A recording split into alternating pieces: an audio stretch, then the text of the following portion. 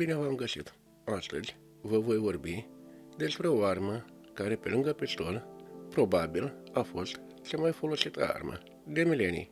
Sabia a fost folosită pentru a soluționa dezbateri și certuri personale, sub formă de duel, cât și în conflictele naționale care se desfășurau sub formă de războaie.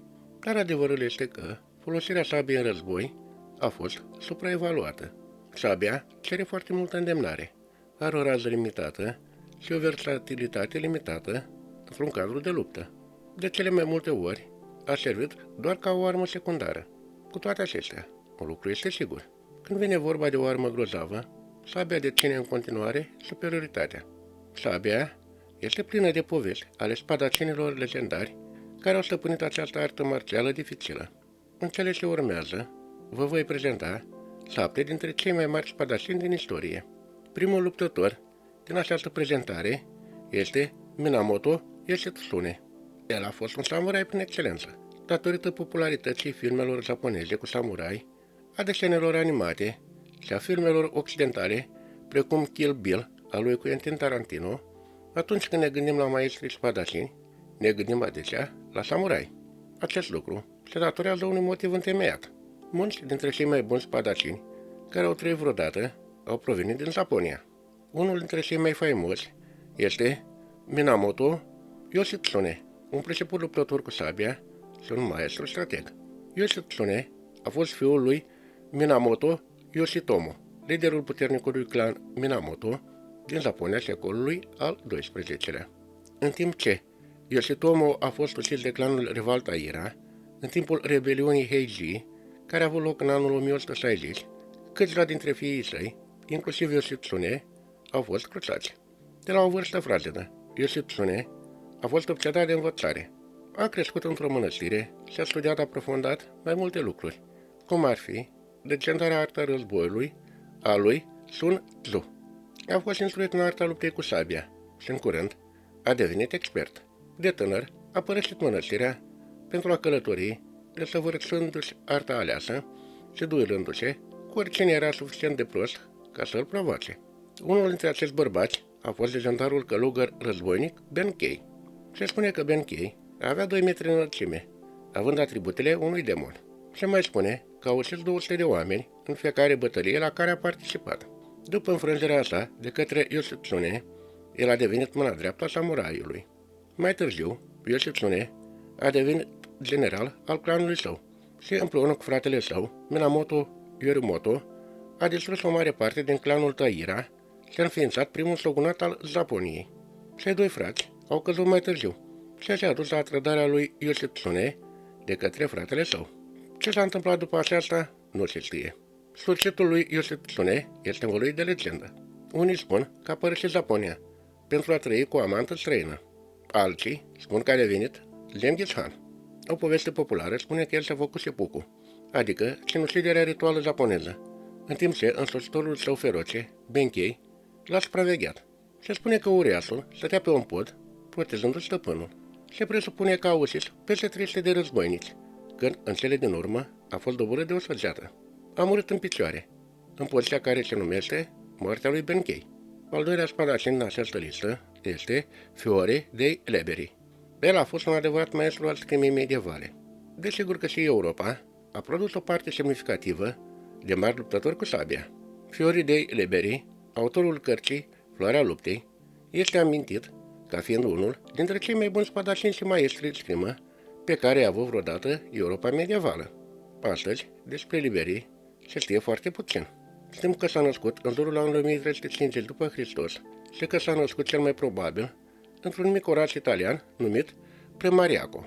Era fiul unui nobil local, iar viața sa de lux relativ însemna că avea suficient timp pentru a practica scrima, învățând sub coordonarea multora dintre nobilii germani și italieni din Sfântul Imperiu Roman. După ce Liberi a exersat timp de o jumătate de secol, a scris cartea Floarea luptei, unul dintre cele mai vechi manuale de scrimă care au supraviețuit până în zilele noastre. Cartea este încă studiată pe scară largă de către practicanții moderni de scrimă și de cei pasionați de artele marțiale. Liberi nu a fost doar un scriitor. El a predat arta scrimei la multe dintre casele regale din zonele înconjurătoare. Reputația sa de cel mai bun luptător cu sabia se datorează participării sale la numeroase dueluri. Este renumit în special pentru cele 5 dueluri în care a luptat împotriva celor mai buni maestri de scrimă ai vremii. Al treilea luptător în această listă este Donald McBain, supranumit Bruta Scoțiană. Unii maestri luptători cu sabia au trăit o viață devotată, dedicându-se complet studiului și stăpânirii artei lor. Alții, precum Donald McBain, se bucurau să lupte pur și simplu. Se crede că Donald McBain s-a născut în Inverness, Scoția, în anul 1664. Astăzi, el este amintit ca fiind unul dintre cei mai buni luptători cu sabia din Europa, dar nu a fost întotdeauna așa. De fapt, pentru maestrul spadacin a avut un început destul de slab. Începutul carierei sale militare implica fuga de lupte, mai ales în timpul conflictelor dintre clanuri. Cariera sa de luptător cu sabia nu a început decât după ce a intrat într-o ceartă aprinsă cu unul dintre ofițerii săi superiori în timpul războiului de 9 ani. Altercația l-a învățat că dacă avea de gând să supraviețuiască în armată, trebuia să învețe singur să lupte. McBain avea un temperament agresiv, iar stilul său de luptă a reflectat acest lucru. Era puternic și agresiv, forțându-se inamicul să se supună. Cea mai faimoasă mișcare a sa, denumită mistrețul care împunge, implica să cadă într-un genunchi și să împingă rapid sabia în sus, dând astfel o lovitură puternică adversarului. După ce și-a făcut un nume în scrimă, McBain s-a mutat în Irlanda, unde și-a deschis propria școală de scrimă și a consolidat reputația școlii, învingându-i pe stăpânii a 4 școli rivale. În mod uimitor, școala lui McBain nu era doar un loc pentru învățarea luptei cu sabia. A servit și ca bordel. McBain a susținut că a câștigat peste 100 de dueluri, ceea ce poate fi ușor exagerat. El a continuat să lupte până la vârsta de 60 de ani, în ciuda faptului că a acumulat o gamă impresionantă de rani în timpul carierei sale militare. Mai târziu și-a scris autobiografia și manualul de scrimă. Următorul luptător despre care vă voi povesti este Iosif Boloni, supranumit și duelistul gentleman. Iosif Boloni era exact opusul unui om ca McBain. McBain era o brută, care era și maestru, în timp ce Boloni era un domn care practica, printre altele, și scrima. Cunoscut ca unul dintre cei mai buni luptători cu sabia din Europa secolului al XVIII-lea, Boloni s-a născut pe insula Guadeloupe din Caraibe. Insula era sub stăpânire franceză în acea perioadă, iar Boloni era de rasă mixtă, fiind fiul nelegitim al proprietarului unei plantații și al sclavei sale africane. Spre deosebire de copiii multor astfel de uniuni, Boloni a trăit o viață privilegiată. A fost trimis în Franța, unde a primit o educație aleasă. Curând, s-a dovedit a fi un violonist și un compozitor talentat. Cu toate acestea, pasiunea lui era scrima. A fost antrenat de un maestru renumit în scrimă, iar în adolescență era deja un luptător priceput cu sabia. A început să facă un nume după ce a învins categoric un coleg maestru, care făcuse o remarcă rasistă despre descendența lui Boloni. Acest lucru a făcut ca Boloni să concureze în mai multe meciuri, la care a participat și regalitatea europeană. El a devenit curând unul dintre cei mai faimoși dueliști din Europa. Totuși, Boloni nu a fost doar un duelist celebru, era și un militar. În timpul Revoluției franceze, el a comandat pentru Republică o legiune de luptători negri. Legiunea sa a fost numită Legiunea Sfântului Gheorghe, în onoarea popularității și priceperii lui Boloni. Dar, din păcate, aceasta era Europa din secolul al XVIII-lea. În timp ce Boloni a demonstrat constant că își poate depăși colegii, el a fost victima rasismului, inclusiv a 2 tentative eșuate de asasinat. În cele din urmă, s-a retras din scrimă și este cunoscut ca muzician și compozitor. Una dintre cele mai mari realizări ale sale a fost că a devenit director al Concert de Amateur, una dintre cele mai respectate orchestre din Franța. Un alt luptător despre care vă voi vorbi este Tsukahara Bokuden, cunoscut și sub numele de spadacinul rătăcitor. Un element de bază al poveștilor japoneze este cel al spadacinilor rătăcitori, adică mari luptători samurai care plecau de acasă de la o vârstă fragedă pentru a domâni maestria și a se duela cu alți mai războinici. Tsukahara este arhetipul de luptător rătăcitor. Născut în jurul anului 1488, Bokuden a plecat de la vârsta de 17 ani, dornic să testeze abilitățile împotriva altor luptători cu sabia și a altor războinici. În următorii câțiva ani, a câștigat numeroase dueluri importante, la care au fost folosite săbii reale, mai multe decât duelurile în care s-au folosit săbile de antrenament, care erau făcute din lemn. Cu timpul, faima sa a crescut și a atras un anturaj numeros, culminând în cele din urmă cu deschiderea propriei școli. Se spune că Bokuden nu a pierdut niciodată un duel, iar în cursul a zeci de dueluri și angajamente militare ar fi ucis cel puțin 200 de oameni. S-a mai spus, totuși, că pe măsură ce a îmbătrânit, dorința lui Bokuden de a se dovedi un bun luptător s-a diminuat și a devenit, în cele din urmă, din ce în ce mai pacifist. Filozofia învățăturilor sale, care era în contradicție cu contemporanii săi, era să nu atace decât absolut în ultima secundă posibilă.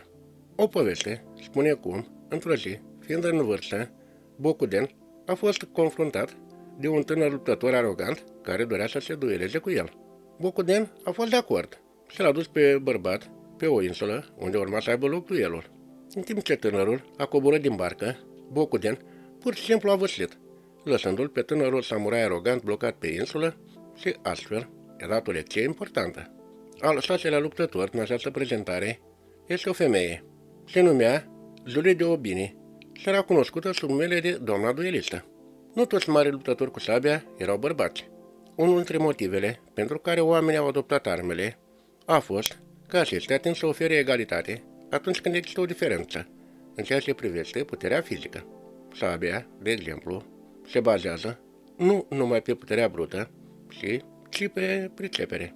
Julie de Aubigny s-a născut în Franța în secolul al XVII-lea, fiind fiica unui nobil de la curtea regelui Ludovic al XIV-lea. De tânără, ea a devenit o celebritate, fiind renumită pentru personalitatea ei energică, vocea uimitoare și abilitățile cu care mânuia sabia. Julie a fost căsătorită la o vârstă fragedă, dar a fugit de căsătoria lipsită de dragoste în anii adolescenței. Într-un an de rebeliune adolescentină, ea a fugit de acasă și a început o aventură cu un maestru de scrimă. El a învățat o artă lui și apoi ea a organizat în taverne dueluri și demonstrații de luptă cu sabia. Dar ea nu a fost doar o luptătoare născută. În aceeași perioadă, ea a descoperit că deși nu avea o pregătire adecvată, era o cântăreață talentată. A devenit o cântăreață celebră de operă. Între dueluri, ea a cântat sub numele de scenă de Mademoiselle de Maupin. Îi plăcea să fie un fel de rebelă. Într-un duel celebru, ea a învins cu ușurință un maestru, care inițial o provocase, crezând că era bărbat. Dar cel mai faimos incident al ei s-a petrecut însă în anul 1695. Ea a participat la un bal mascat, când a decis să scandalizeze oaspeții, sărtând pe gură o tânără, în văzul tuturor. 3 potențiali pretendenți ai tinerii au fost revoltați și au insistat să se dueleze cu ea în încercarea de a apăra onoarea tinerei victime. D'Aubigny i-a învins cu ușurință pe toți 3. În mod ciudat, D'Aubigny s-a retras din cariera ei de cântăreață, cât din cariera de luptătoare cu sabia, la vârsta de 30 de ani. Ea s-a alăturat unei mănăstiri și a rămas acolo până când a murit în anul 1707. Ultimul luptător din această listă este Jack Churchill, poreclit mitraliera și sabia lată. Astăzi, în afara jocurilor video, lupta cu sabia este o relicvă a trecutului, practicată doar de sportivii pricepuți și pasionați. Așa că, spectatorii ar trebui să fie surprinși să afle că Jack Churchill a fost un ofițer britanic excentric. De-a lungul timpului, în care a fost ofițer britanic în al doilea război mondial, Jack Churchill a refuzat să poarte o armă de foc, optând în schimb pentru o sabie scoțiană, un arc lung și un cimpoi. Aliașii săi l-au numit Mad Jack și motoul lui era: orice ofițer care intră în acțiune fără sabia lui este îmbrăcat necorespunzător. Este posibil ca Churchill să nu fi fost la înălțimea altor personaje din această listă, în ceea ce privește identificarea abilităților de luptă cu sabia, dar faptul că a supraviețuit focului de mitraliere și tancurilor în timp ce mânuia o sabie este cu siguranță o dovadă a unui anumit nivel de îndemnare.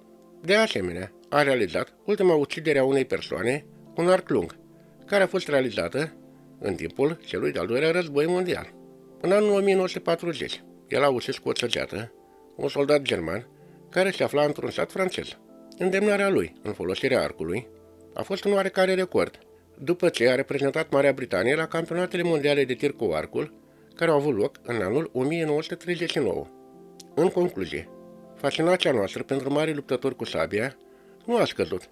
Sabia rămâne o armă populară în romanele fantastice, televiziune, filme, jocuri video și animație. Dar, din păcate, arta marțială atașată acestei arme nu mai primește respectul pe care îl merită. Alte arte marțiale, precum karatele, jiu-jitsu și MMA, sunt considerate mult mai populare. Dacă nu se depune mai mult efort pentru a proteja arta luptei cu sabia, atunci riscăm ca într-o zi să o pierdem cu totul. Aici i-a sfârșit povestea de astăzi. Vă mulțumesc tuturor celor care ați urmărit cu interes acest documentar. Aștept sugestiile dumneavoastră la rubrica de comentarii. Voi pregăti în continuare documentare interesante despre istorie, spațiu, astronomie, știință, tehnologie și multe alte subiecte. Nu uitați să vă abonați la canalul meu de YouTube, să dați like și să distribuiți documentarul. Vă doresc un weekend relaxant. Pe curând!